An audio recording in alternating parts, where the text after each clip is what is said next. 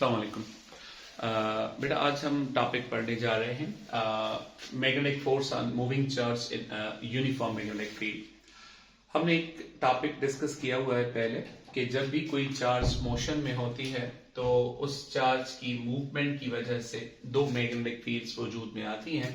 एक magnetic field होती है और दूसरी इलेक्ट्रिक फील्ड होती है। तो अभी हम इलेक्ट्रिक फील्ड को डिस्कस नहीं कर रहे, मैग्नेटिक फील्ड को डिस्कस कर रहे हैं। अगर कोई भी चार्ज मूविंग कंडीशन में किसी और मैग्नेटिक फील्ड में दाखिल होगी तो वहां पर दो मैग्नेटिक फील्ड आपस में एक दूसरे के साथ इंटरसेक्ट करती हैं, इंटरएक्ट करेंगी। उस इंटरएक्शन की वजह से फोर्स पैदा होती है। तो इस वजह से हमने एक ट्रुथ स्टेटमेंट लिखी हुई है कि a moving charge experiences a deflecting force, deflecting magnetic force when it moves through a magnetic field at an angle theta।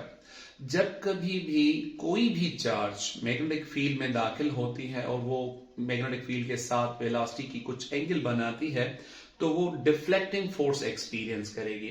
वो जो डिफ्लेक्टिंग फोर्स है उसकी वजह से जो इलेक्ट्रॉन या कोई प्रोटॉन या कोई भी पार्टिकल, चार्ज पार्टिकल हो, रिवॉल्व करना शुरू हो जाता है। या तो एक प्लेन में रिवॉल्व करता है या हेलिकल जो पाथ होता है उसमें डिफ्लेक्ट होगा। लेकिन हेलिकल पाथ में तब होगा जब लॉरेंट्ज फोर्स लगती है, उसमें इलेक्ट्रिक फील्ड भी आ जाती है।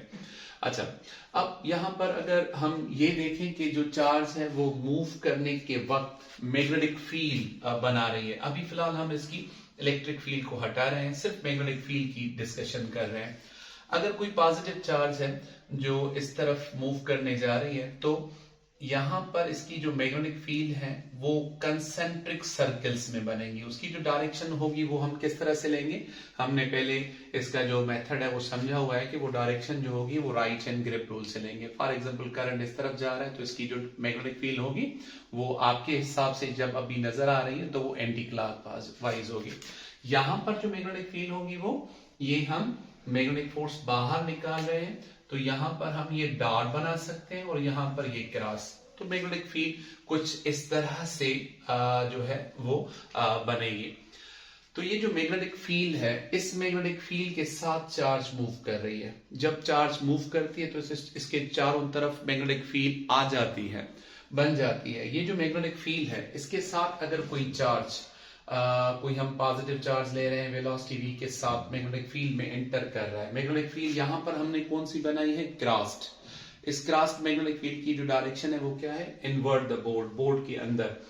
अब जैसे ही प्रोटॉन अंदर दाखिल होगा तो ये फोर्स एक्सपीरियंस करेगा जिसकी वजह से या तो ये सर्किल में मूव करना शुरू कर देगा, अगर थोड़ी सी कोई हद में मैग्नेटिक फील्ड है तो सिर्फ ये डिफ्लेक्ट होगा। इसकी डायरेक्शन हम किस तरह से ले सकते हैं, राइट हैंड रूल के साथ। ये जो राइट हैंड है इसमें हम मैग्नेटिक फील्ड की डायरेक्शन जो लेते हैं वो हम इरेक्टेड फिंगर्स के साथ लेते हैं और जो इरेक्टेड थंब है उसमें से हम लेते हैं मैग्नेटिक करंट की डायरेक्शन। बाकी जो पाम की डायरेक्शन होगी हम फोर्स वहां पर लेते हैं। मिसाल के तौर पर अब मैग्नेटिक फील्ड है बोर्ड की तरफ और करंट जो मूव कर रहा है वो राइटवर्ड मूव कर रहा है तो फोर्स इसकी अब कहां पर लगेगी, इस पॉइंट पर अपवर्ड डायरेक्शन में। लेकिन जब यहां पर आ जाएगा तो इसकी जो फोर्स होगी वो इस तरफ, और जब यहां पर आ जाता है तो इसकी मैग्नेटिक फोर्स कहां पर लगती है, कुछ इस तरफ लगती है। इसका मकसद है कि हर जगह पर इस पर फोर्स एक्ट कर रही है। ये जो फील्ड है क्रॉस्ड वो इनसाइड है, लेकिन यहां पर जो हम मैग्नेटिक फील्ड ले रहे हैं वो आउटवर्ड डॉटेड है। इसमें अगर कोई पॉजिटिव चार्ज है यहां पर हम ले रहे हैं, पॉजिटिव चार्ज बाहर की तरफ आ रही है और मैग्नेटिक फील्ड करंट जो है वो मेरी तरफ, तो हम ये इस तरह से ले सकते हैं। मैग्नेटिक फील्ड बाहर की तरफ, करंट मेरी तरफ, तो फोर्स नीचे की तरफ लगती है। तो यहां पर जो प्रोटॉन है वो नीचे की तरफ जो है वो डिफ्लेक्ट होगा। यहां पर दोनों में प्रोटॉन की जो वेलोसिटी है वो है राइटवर्ड, लेकिन यहां पर क्रॉस मैग्नेटिक फील्ड है, इसकी वजह से ये ऊपर की तरफ फोर्स एक्सपीरियंस कर रहा है और यहां पर डॉटेड है बाहर की तरफ है तो फोर्स नीचे की तरफ लग रही है। अब हम आ रहे हैं कि इसका जो मैग्नीट्यूड है वो फोर्स का किसके बराबर हम ले, तो वो फोर्स का जो वैल्यू है वो हमारे पास है Q V cross B. Q यहां पर चार्ज को रिप्रेजेंट कर रहा है, जितनी चार्ज ज्यादा होगी उतनी ज्यादा फोर्स एक्सपीरियंस, जितनी चार्ज कम होगी फोर्स भी उतनी कम लगेगी। मिसाल के तौर पर एक हमारे पास है प्रोटॉन, दूसरा अल्फा पार्टिकल। तो अल्फा पार्टिकल की चार्ज ज्यादा है, प्रोटॉन की चार्ज कम है, तो अल्फा पार्टिकल ज्यादा फोर्स एक्सपीरियंस करेगा चार्ज की वजह से, और प्रोटॉन कम। इसके बाद है वीक क्रॉस बीम। क्रॉस प्रोडक्ट ले रहे हैं, इसका मकसद है कि ये जो मैक्सिमम होगी वो तब होगी उस जब इनके बीच में एंगल नॉर्मल वाली 90 डिग्री होगी। और इसके बाद दो फैक्टर्स हैं, वी और B, V for velocity, B for magnetic field. So Q V cross B. So यहां पर अगर हम इसकी क्रॉस प्रोडक्ट को सॉल्व कर लें तो जवाब आ जाएगा V B sine theta, unit vector इसकी डायरेक्शन को रिप्रेजेंट कर रहा है फोर्स की। अगर हम यूनिट वेक्टर को हटा दें, यहाँ पे एरोहेड भी हटा देंगे, F is equal to Q V B sine theta. तो ये एक्चुअली रिलेशन हमारे पास मिल रहा है कि जो मूविंग चार्ज है क्यू, ये जब वेलोसिटी वी के साथ मैग्नेटिक फील्ड में मूव कर इंटर होगी तो वो फोर्स कितनी एक्सपीरियंस करेगी, तो फोर्स का वैल्यू ये है। अच्छा, यहाँ पर जो बी है, इस बी का जो वैल्यू है, इसका अगर हम फार्मूला लेना चाहें या डायमेंशन मालूम करना चाहें तो वो भी कर सकते हैं। इस इक्वेशन को थोड़ा सा रीअरेंज कर लें, बी यहां पर रखें, क्यू और वी और साइन थीटा ये इस तरफ शिफ्ट करके आ जाए तो F upon Q V sine theta के बराबर आ जाएगा वैल्यू इसका। Here B is magnetic field of induction, B का जो हम नाम ले रहे हैं यहाँ पर मैग्नेटिक फील्ड ऑफ इंडक्शन ले रहे हैं, मैग्नेटिक फील्ड इंटेंसिटी भी कहते हैं इसको, फ्लक्स डेंसिटी का नाम भी हम इसको देते हैं। इसके नाम तो मुख्तलिफ है, फार्मूलाज भी अलग-अलग होंगे। It's SI unit is Newton पर कोलम पर मीटर पर सेकंड। यहाँ पर क्यों आ रहा है ये, फोर्स का वैल्यू यूनिट न्यूटन है, चार्ज का यूनिट कोलम है, और वेलोसिटी का यूनिट जो हमारे पास आ रहा है वो मीटर पर सेकंड। अच्छा, यहाँ पर जो कोलम है वो सेकंड के साथ अगर डिवाइड कर लें तो हमें क्या मिलेगा, एम्पियर करंट। अच्छा, और मीटर सेम ही जवाब आ गया, Newton per ampere per metre. ये सारा का सारा जो सेट है इसको हम निकोला टेस्ला के नाम से याद करते हैं, इसी वजह से हमने इसका जो नाम रखा है वो टेस्ला कैपिटल टी के साथ रिप्रेजेंट करते हैं। So tesla magnetic field is equal to 1 newton per ampere per metre.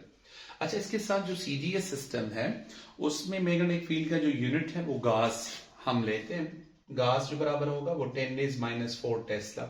इसका मकसद है जो टेस्ला है वो बड़ा यूनिट है हमारे पास, 10⁻⁴ गास के बराबर ये आ जाता है। अच्छा, यहाँ पर जो अभी हमने डिस्कशन की वो ये है कि जो चार्ज मूव करेगी मैग्नेटिक फील्ड में तो वो कितनी फोर्स एक्सपीरियंस करेगी। इस पे अगर आपके पास कोई सवाल जवाब आ रहे हैं कुछ टेस्ट में तो ये आ सकते हैं कि F is directly proportional to charge, charge जितनी ज्यादा होगी वो फोर्स ज्यादा एक्सपीरियंस होगी। अगर आपसे सवाल पूछा जा रहा है कि दो पार्टिकल्स हैं वो सेम वेलोसिटी के साथ मैग्नेटिक फील्ड में एंटर हो रहे हैं तो कौन सा ज्यादा फोर्स एक्सपीरियंस करेगा, तो हम कहेंगे जिसकी चार्ज ज्यादा होगी। तो प्रोटॉन और अल्फा पार्टिकल ले लें तो अल्फा पार्टिकल ज्यादा फोर्स एक्सपीरियंस करेगा। और इसके बाद है force is directly proportional to velocity, velocity जितनी ज्यादा बढ़ाते जाएंगे फोर्स बढ़ती जाएगी, वेलोसिटी कम होगी तो फोर्स भी ऑटोमेटिकली कम होगी।